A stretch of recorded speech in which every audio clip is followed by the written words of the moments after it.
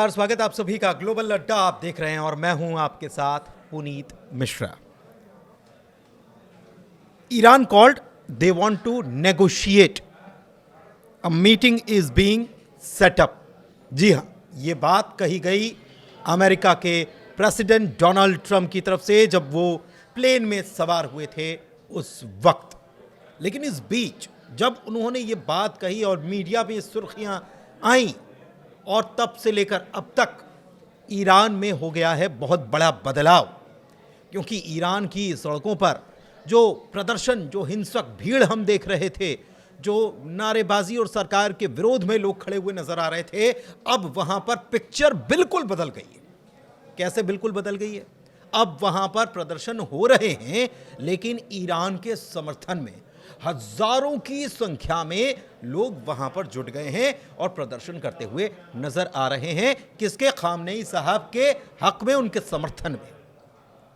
और विरोध किसका किया जा रहा? विरोध किया जा रहा अमेरिका का, क्योंकि खामनेई साहब भी ये कह चुके हैं कि ये विरोध, ये विद्रोह जो हो रहा है, ये ईरान के लोग नहीं कर रहे, बल्कि अमेरिका की पपेट्स इसमें शामिल हैं जो इसके पीछे काम कर रहे हैं। और स्टार लिंक जो है एलन मस्क का, वो इसमें सहयोग कर रहा है। इस बीच अपडेट्स क्या निकल कर सामने आ रहे हैं?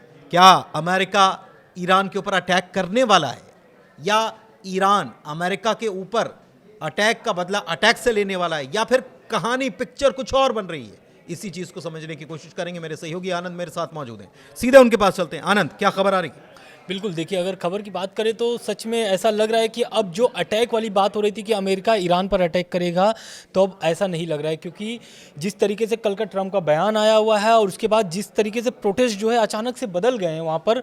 एक तरीके से ये कह सकते हैं कि जो प्रोटेस्ट खामनेई साहब के विरोध में हो रहे थे, नारे लग रहे थे खामनेई साहब के विरोध में, लेकिन अब जो प्रोटेस्ट हो रहे हैं वो प्रदर्शनकारी जो हैं अब जला किसका रहे हैं तस्वीर, तो वो है नेतन्याहू, इजराइल के प्रधानमंत्री नेतन्याहू की तस्वीर जला करके वहाँ पर समर्थन कर रहे हैं खामनेई साहब का। और वो अब समझ गए हैं कि ईरान में जो प्रदर्शन चल रहे थे, सच में वहाँ पर विदेशी ताकतों कि उसमें मिली भगत थी। और यही कारण है कि जो खामनेई साहब है शुरू से यही बात बोलते आ रहे थे कि इसमें जो कि प्रदर्शन कर रहे हैं, ये अगर मुस्लिम होते, अगर ईरान के वासी होते, निवासी होते, तो इस तरीके की हरकत नहीं करते, क्योंकि सबको पता है कि ईरान किस तरीके से आर्थिक तंगी से जूझ रहा है, प्रतिबंधों से जूझ रहा है। इसके बावजूद ईरान जो है कि अमेरिका को लगातार टक्कर देने के लिए तैयार है। आज भी अभी हम बात करें तो जो विदेश मंत्री हैं अब्बास अराक्ची, उनका बयान आया हुआ है इसी मामले को लेकर के, वही ट्रंप बयान दे रहे थे। अब्बास अराक्ची का कहना है कि हम अमेरिका से बातचीत करने के लिए तैयार हैं, लेकिन ईरान के सम्मान में बात करेंगे। अगर मैं नहीं चाहता हूं कि सैन्य कार्रवाई हो, लेकिन अगर सैन्य कार्रवाई होगी तो हम भी सैन्य कार्रवाई के लिए तैयार हैं।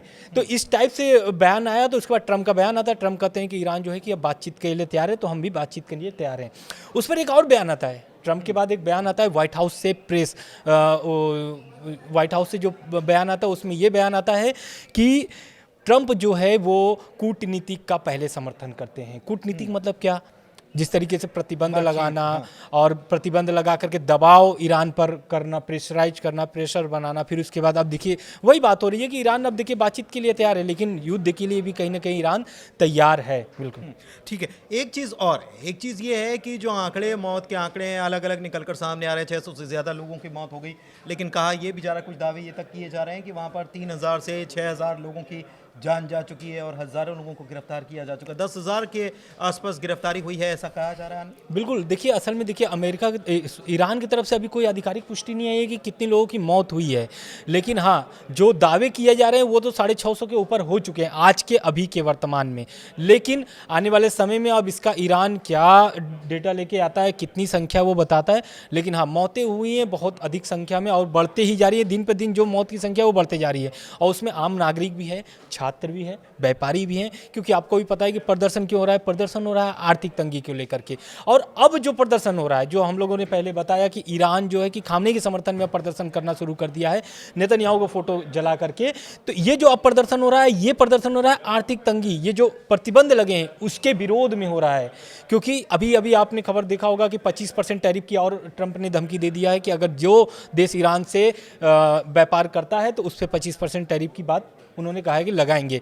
तो कहीं ना कहीं उस पर ईरान ने अब ईरान के जो लोग हैं वो समझ चुके हैं कि किस तरीके से ईरान ये पर दबाव आर्थिक बनाए जा रहे हैं। तंगी या ईरान के हालात जो हैं वो इसी वजह से रेसिप्रोकल टैक्स और दूसरे तरीके से जो आर्थिक नाकेबंदी की गई उसकी वजह से ये हालात। बिल्कुल बिल्कुल। और जिसकी करेंसी अगर 14 लाख प्रति $1 हो तो वो भाई जाहिर सी बात है वो क्यों नहीं इस तरीके का प्रदर्शन करेगा, क्योंकि वहाँ की हालत आप भी समझ सकते हैं किस तरीके के हालात हैं। महिलाओं की भी एंट्री हो चुकी है प्रदर्शनकारी में, लेकिन अब महिलाएं भी जो है ना वो फोटो जला करके नेतन्याहू का प्रदर्शन कर रही हैं, खामनेई साहब के समर्थन में बात कर रही हैं। क्योंकि बीते शुक्रवार को जुम्मे की नमाज के दिन खामनेई साहब जो उनकी सरकारी चैनल है उस पर आते हैं और प्रसारण करते हैं। हालांकि इंटरनेट पूरी तरीके से वहाँ पे अभी प्रभावित है, इंटरनेट बंद है पूरी तरीके से। लेकिन इसके बावजूद आनंद, इंटरनेट पूरी तरीके से बंद है, उसके बावजूद भी वहां पर इतनी बड़ी संख्या में लोगों का एकजुट हो जाना, प्रदर्शन में शामिल होना, समर्थन में, सरकार के समर्थन में खड़े होना, ये क्या बताता है? एक तरफ जब इंटरनेट चालू था तब वहां पर प्रदर्शन हिंसक हो गया था और सरकार के विरोध में नारे लग रहे थे, लेकिन इस बार स्वस्फूर्त, मतलब खामनेई साहब का 8 और 9 तारीख को बताया जाता है कि उस वक्त जो है वो हिंसक झड़पें हुई और लोग विरोध में नजर आए, लेकिन अब स्थितियां बिल्कुल बदल गई। बिल्कुल, क्योंकि जिस तरीके से देखिए एक तरीके से कार्रवाई की जा रही है ईरान के ऊपर। इजराइल क्या चाहता है? इजराइल लगातार दबाव बना रहा है अमेरिका पर कि हमला किया जाए। इजराइल भी, नेतन्याहू का भी बहुत सारे ऐसे बयान आए हुए हैं जो वो प्रदर्शनकारी को समर्थक कर रहे हैं कि हम समर्थन में हैं, क्योंकि वहाँ के जो खामनेई साहब हैं वो पूरे ईरान को बेच चुके हैं। उनका ये इस तरीके का बयान है। लेकिन अब ईरान के जो निवासी हैं वो जान चुके हैं कि इजराइल और अमेरिका कभी भी ईरान का हित नहीं चाहेगा, क्योंकि आप भी देखे होंगे अब्बास अराक्ची के पहले और एक मंत्री थे ईरान के, उनका भी बयान आया हुआ था कि याद दिला रहे थे वो अपने बयान में कि ईरान के लोगों को ये देखना होगा कि वही जून की महीना थे जो 12 दिन हमला किया था अमेरिका और इजराइल, और वही आपको अभी सपोर्ट कर रहा है। तो क्यों सपोर्ट कर रहा है ये समझना जरूरी है। शायद अब ये ईरान के जो लोग हैं वो समझ चुके हैं कि प्रदर्शन जो है कि करना है, लेकिन अब किसके पक्ष में करना है और किसके हित में करना है ये जाना जरूरी है। अच्छा, एक चीज़ और है कि कुछ मुल्कों की तरफ से मसलन अगर हम वेस्ट की बात करें तो यूरोपियन कंट्रीज़ की तरफ से क्या निकल कर सामने आ रहा है इसमें? भारत की तरफ से क्या प्रतिक्रिया आई है? चाइना की तरफ से, रूस की तरफ से क्या क्या प्रतिक्रिया आई, थोड़ा सा बता दीजिए। बिल्कुल, देखिए E3 की पहले बात कर लेते हैं, जहां से पूरा मसला शुरू हुआ है, क्योंकि E3 स्नैपबैक मैकेनिज्म फिर से लागू करवा देता है यूएन में कैसे करके, और E3 के इस मतलब कार्रवाई से ईरान को बहुत अधिक मतलब एक तरीके से प्रभावित किया है, क्योंकि ईरान सोच रहा था कि अब स्नैपबैक मैकेनिज्म खत्म हो जाएगा और प्रतिबंधें हटने शुरू हो जाएंगी, ट्रम्प से डील हो जाएगी धीरे से बातचीत करके, लेकिन ऐसा कुछ होता नहीं है। E3 जो था देश है वो पूरी तरीके से प्रतिबंध फिर से लागू करवा देता है, लेकिन E3 अब इस मामले को लेकर के बचता नजर आ रहा है। कोई भी ऐसी प्रतिक्रिया नहीं दी है जो ईरान के समर्थन में हो या फिर ऐसा, लेकिन वो E3 चाहता है कि प्रदर्शन जो हो रहा है वो हिंसक न हो, लोग मरे ना, एक तरीके से नपी-तुली प्रतिक्रिया, बिल्कुल की तरह उन्होंने कोई कार्रवाई करने के संकेत उन्होंने बिल्कुल कोई ऐसा संकेत नहीं दिया, ना ही ट्रम्प के समर्थन में कोई बात उन्होंने कहा है। हाँ, लेकिन अगर रूस की बात की जाए तो रूस भी क्या चाहता है? रूस यही चाहता है, देखिए रूस की और ईरान की आपको भी पता है कि व्यापार अभी भी चल रहे हैं और व्यापार चलते रहेंगे।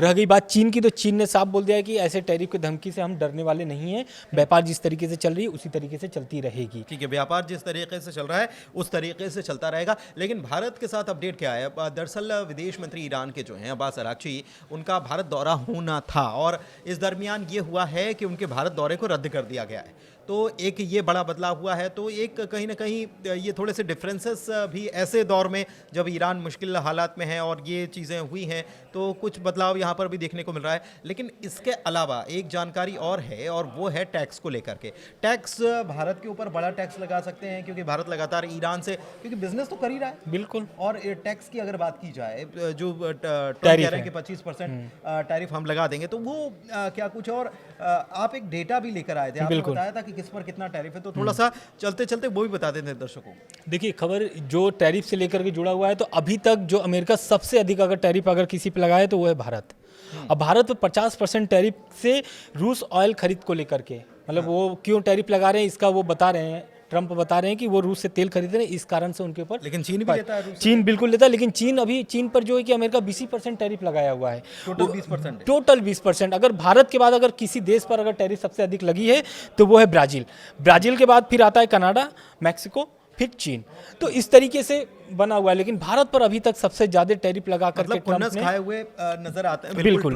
ट्रंप। और जैसे कि आपने बताया कि भारत के बाद ब्राजील से भी उन्होंने खुन्नस खा रखी है, ये बात हमने देखा था। और इसके बाद आपने बताया मैक्सिको, कनाडा को लेकर भी तमाम चीज़ें हैं कि वो बताते हैं कि वो हिस्सा अमेरिका का है और अपना दावा भी वो जताते हैं। जैसे वेनेजुएला में उन्होंने दावा बता दिया, एक्टिंग प्रेसिडेंट उन्होंने अपने आप को बता दिया। लेकिन बहुत सारी चीज़ें ट्रंप की तरफ से जो कुछ किया जा रहा है, 2025 में हमने देखा कि बहुत सारी ऐसी उन्होंने चीज़ें की कि जिसकी वजह से ट्रंप हमेशा से सुर्खियों में रहे।